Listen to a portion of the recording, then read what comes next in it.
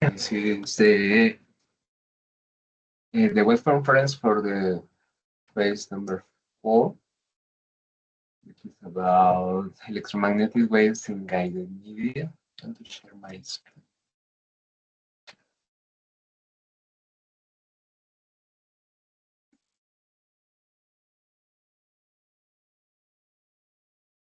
There you go.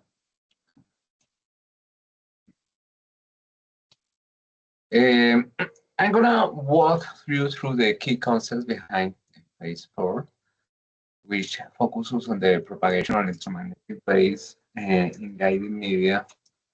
As you know, maybe you can guess that these principles are foundational for anyone working with art and communications, systems, microwave engineering, and high-speed digital circuits.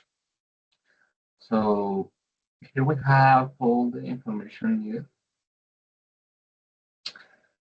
The first thing, this phase goes from Wednesday, April the 15th to May the 12th. It weighs 110 pounds. Things revised, you have references that you need to revise before answering the questions, including the guide. You have to develop the 5 steps to understand and deliver this phase. The step number 1 will include all the things needed for the explore the academic resources described for the development of the activity. And number 2, download the appendix number 4 with the format, which is this one. You can find this format within the platform, along with the learning guide number 4. Step number 2, you need to answer the questions and solve the exercise in the section colored activity. Step number 4, each student must complete the task in the individual delivery format, and verifying the requirements of the evaluation rubric. The evaluation rubric you can find also in the platform. Share your questions in the phase 4 forum, if any, if you want me to revise your advances, or in the groups generated in Teams by me or by the tutor who is working with me this term. Step number 5, during the 3 days prior to the activity closing date, students must submit the final board in PDF format to the evaluation environment. Please don't hesitate to don't leave this to the end of the activity, because at the end of the day you will find some progress. So let's go with the first activity, the questions. What we can do about the questions here. This is my version. What is a transmission line? As you know, or as you could know, a transmission line is a system of 2 or more conductors arranged to guide electromagnetic waves from one point to another. Unlike low frequency circuits, where we think purely in terms of current and voltage, at high frequencies, the wave nature of the electricity becomes dominant. Energy propagates as transverse electromagnetics waves through the electric medium between the conductors, with the electric and magnetic fields which are perpendicular to each other and the duration of propagations. The most common example is the coaxial cable, which confines electromagnetic field between the conductor and outer shield separated by an insulating material. This geometry minimizes radiation losses and external interference, making it ideal for high-frequency signal transfer in applications such as cable television, satellite communication, and earth distribution. It will improve parts of this. Please remember to include text citation for reason the question that you are answering. And literal B, define the electrical parameter of the transmission line equal impedance theta in. What I have here, I have the answer, I have the reference. The input impedance is the ratio of voltage to current measured on a specific point along the transmission line. It represents what the source sees when it looks into the line. Unlike a simple resistor, theta in depends on the load impedance, theta L, the characteristic impedance, theta sub 0, the phase constant, theta, and the distance from the load. For a lossless transmission line or length, the input impedance is calculated in this situation. Where, when the load perfectly matches the characteristic impedance theta L equals theta 0, the input impedance equals theta 0 regardless of the line length. Any mismatch produces a complex value theta in, both resistive and reactive components, indicating that the line is not efficient transferring power. Letter C, define the electric parameters of the transmission line. Stationary waves rated. The image VSWR. This quantifies the severity of the standing waves on the transmission line caused by impedance mismatch. It is defined by this expression. Basically, this expression what says is gamma is the reflection coefficient. VSWR or 1 indicates perfect matching with no reflections, while higher values indicate progressive worse mismatch. In practical terms, VSWR below 2 to 1 is generally considered acceptable. Values significantly above the thresholds lead to wasted power, signal distortion, and potential damage to sensitive transmitters. Literal D, define the electrical parameters of transmission line, physical length, and electrical length. Physical length, you could guess,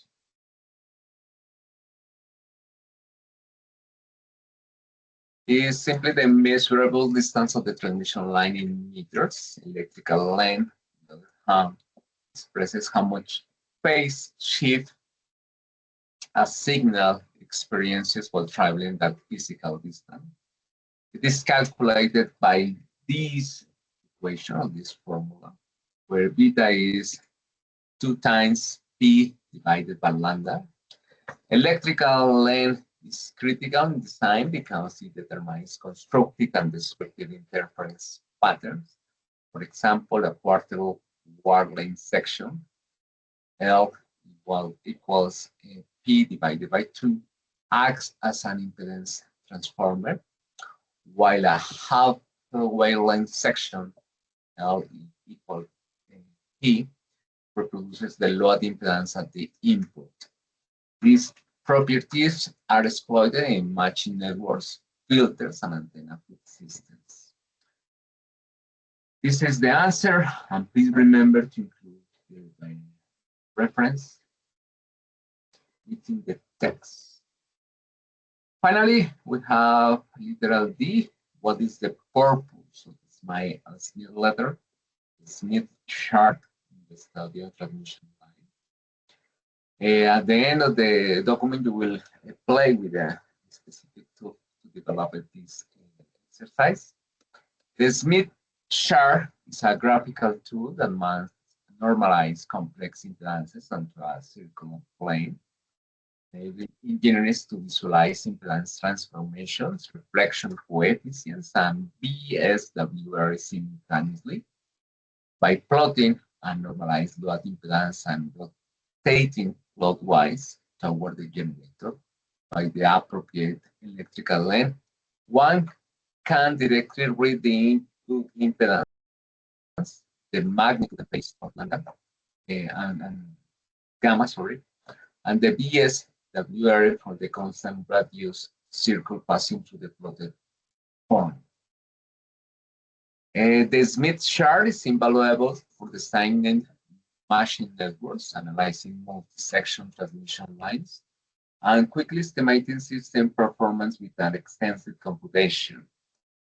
For this task, you will use the online simulator at onlinesmithchart.com to verify your analytical results and graphical.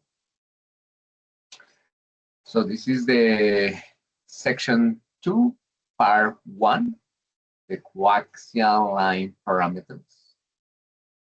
You have to use all these expressions to calculate the resistance per unit length, R, the inductance per unit length, L, capacitance per unit length, C, conductance per unit length, G. All expressions, define it, and you only have to replace the expression with the according value. Just to remember, the resistance at high frequencies, current concentrates on the conductor surface due to the skin effect, which increases the effective resistance. We need to use this formula. This formula is called the skin effect formula, where W is 2 times P multiplied by F. And please remember that you have this parameter defined. What this expression here is called somehow the geometric term. And with these values, we have a 0.16 amps per meter. This value what reflects is the ohmic losses in both conductors per meter. Okay. Next one is the inductance per length per unit length. You have this expression to develop the expression itself. Just remember, the inductance depends on the magnetic energy stored between the conductors. You have to replace the numbers, define it there. We have this number as a result. This parameter influences the phase velocity and the characteristic inference of the line. Next, you will have to calculate the capacitance per unit length, called C. This capacitance represent the electric charge storage capability of the dielectric. You have some expressions here, the epsilons ready and epsilon sub 0, which are values, define it. Replacing the numbers that we have this final result. Which somehow represent or directly of this value directly affects the line impedance and the wave propagation. Finally, you will have to calculate the conductance per unit length. Next, we need to calculate the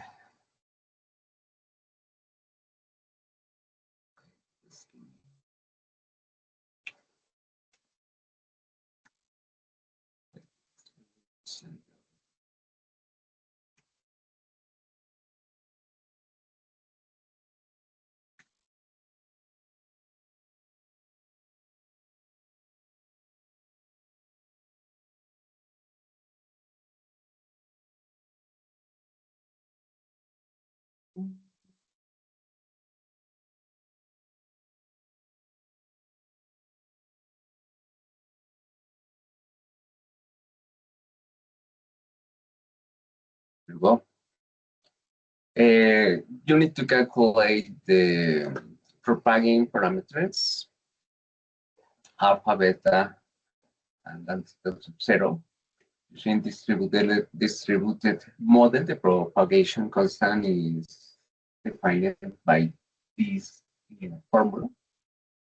As we have calculated R, L, G, and C with this frequency of how angular velocity, we will have two parts of the propagation. The first part is the real part, gives us the attenuation constant, which is alpha. What indicates this alpha is a gradual signal amplitude decay along the cable. And the imaginary part is beta, will give us the phase constant, which describes the special rate of the phase change. With this number, we can calculate the zeta zero. And what is, apart from the result, what we could say about the result is this. For this case, the result is purely resistive and very close to the standard 765 ohms value, confirming that our coaxial line design is well suited for 75 ohm system. And next, we need to calculate the propagation velocity, wavelength, and attenuation.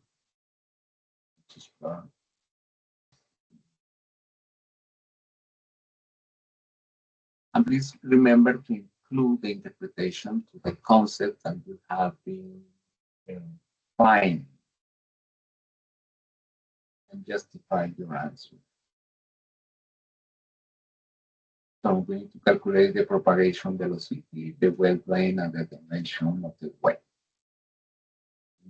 That information is here, based on the expression that we have for every single expression. This is the expression for propagation velocity. This is the expression for the wavelength inside the cable. And this is the expression for the attenuation. And that has been converted to the generic units. I can define what means any of these results. Basically, for the propagation velocity, you can say that this corresponds to approximately 91.5% of the speed of light in vacuum, produced by the electrical loading and the insulated material. This is the wavelength inside the cable, which means that every 72.8 centimeters, the signal completes one full cycle. And we have the attenuation converted to the units. And this particular expression tells us that over 1 kilometer, the signal will lose nearly 99 decibels, which is quite substantial. And this is the expression that I can confirm for these numbers, for the results that we can have. Basically, what I can say is we have some velocity reduction is expected, as is characteristic of the electric field transmission lines. For the wavelength, this parameter is essential when the emission of line lengths for impedance matching purpose, as many washing techniques relies on quarter wave or half wave conditions. And the attenuations, as I said, we can say that for 10 meters, the loss will be about 1 decibel, which is acceptable, but at 10 and 100 meters, it will reach 10 decibels, which is quite significant. If you extend to 1 kilometer of line, the signal will be essentially undetectable. You probably will lose all the signal energy in that end of the line. Okay, the next part of the document, you need to select. According to Z0, A, and B, select the most appropriate coaxial from table number 1. And you need to do some kind of particular research of that material. I've included that here. This is the coaxial cable type selection that I have made. I have selected the 6U cable, which these characteristics. The differences are minimal according to the table, which is fine for us. And what I can say, you can increase this as much as you want. Depends on you. But what I can say is this cable is one of the most widely deployed 75-ohm coaxial cables. It features a solid of copper glass steel center conductor, foam polyolide electric, aluminum coil, and brain shielding, and a PVC outer jacket. Designed for frequencies up to approximately 1 gigahertz, and it's commonly used in digital television distribution, satellite receiving connection, cable modem installation, and CCTV. Okay. You can go to the second section, and these characteristics features in this exercise. You need to calculate the impedance, the input impedance, the reflection coefficient, VSWR, and do some interpretation. And this is my result based on that. So for the input impedance, I use these expressions. So we will need to calculate some expression first. For my case, I calculate first the beta. And what I can say, the results show that the input impedance differs significantly from Z0 due to a lot mismatch, confirming that the reflection are occurring on the line. The imaginary component indicates whether the input appears inductive positive or capacitive negative to the source. The second element is the refraction coefficient, using this expression. This is a complex number that quantifies how much of the incident wave is reflected. Its magnitude ranges from 0 to 1, which 0 means a perfect match and 1 total reflection, while its phase angle indicates the timing shift between incident and reflected waves. The VSWR is calculated using this expression. Remember that the VSWR stands for voltage instantly where radio directly relates to the reflection coefficient, which means the result. A number 1 represents a perfect matching. Values about 2 to 1 typically warrant corrected action of the RF system. And here we have some interpretation on the numbers that we have.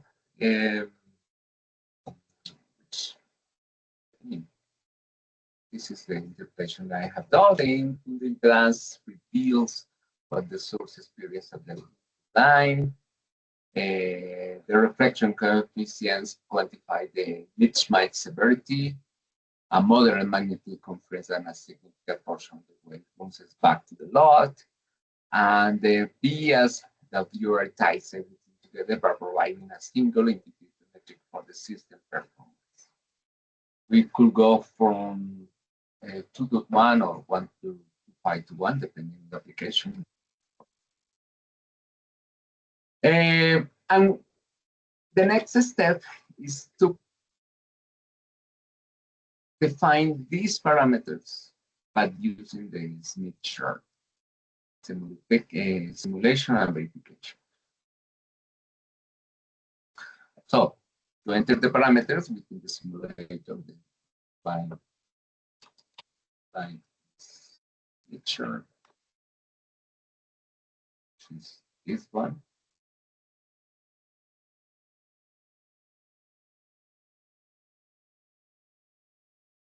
What we need to include obviously is in the simulator, you can include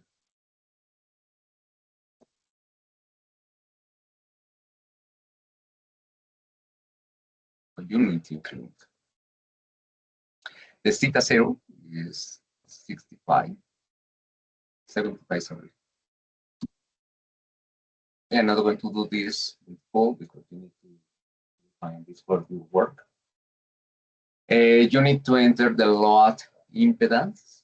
You need to enter the theta 0 impedance and specify the electrical length on the line. The electrical length will be computed for the physical length and the wavelength.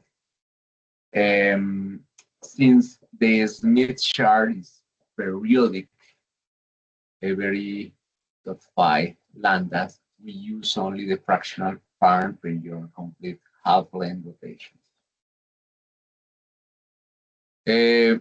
With this, we can plot the normalized load impedance. The normalized load impedance is theta L divided by theta 0.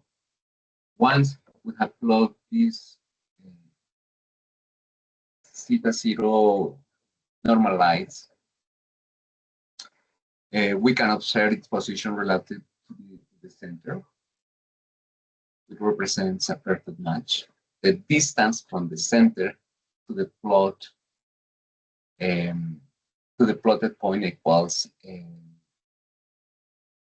the magnitude of lambda, and the constant radial circles through this point represents the VSWR. And for these results in the Smith chart, we need to read the following values. The input impedance,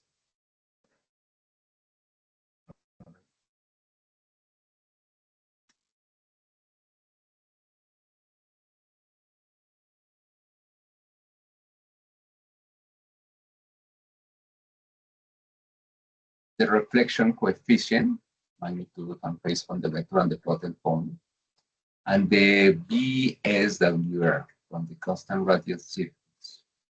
This value is to closely match the analytical calculation with minor differences to the graphical resolutions. Please take clear screenshots of the simulation to be included within the final report. And please include as well a comparison table where you can include the parameter that you have calculated, the analytical result. You need to include the simulation result. You need to include the absolute difference, the percentage of difference, and you need to include the interpretation. For zeta in, for magnitude, for phase, gamma, and for the VSWR. After that, you need to interpret the results. What I have included here could be a close agreement between the analytical and simulation result, validates the mathematical approach, and confers and the transmission line formulas accurately predict the behavior of guiding electromagnetic waves. The Smith chart provides a visual representation that complements the numerical analysis. The distance of the plotted point from the center immediately shows the severity of mismatch. A constant VSWR circle shows how impedance transforms along the line, and the clockwise rotation toward the generator demonstrates how electrical length affects the.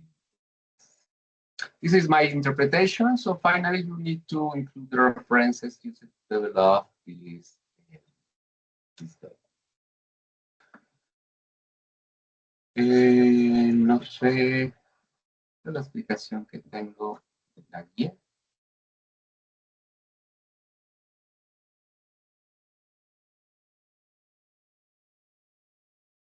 No, no hay problema.